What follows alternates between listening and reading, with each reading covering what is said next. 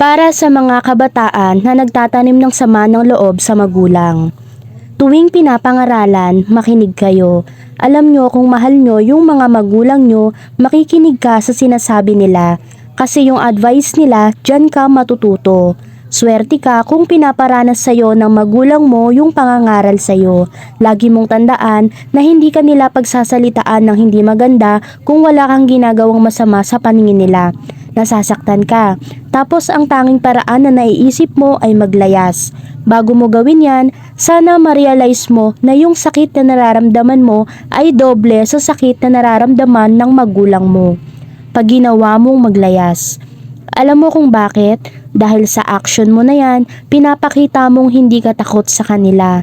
Pinapakita mo na lahat ng pangaral nila binabaliwala mo. Masakit yon para sa isang magulang na ang gusto lang naman ay mapunta ka sa tamang landas. Lagi mong tandaan, hanggat nasa puder ka ng magulang mo, sumunod ka sa kanila. Dahil lilipas ang panahon, baka yung ginagawa mo sa magulang mo ay gawin din sa'yo ng magiging anak mo.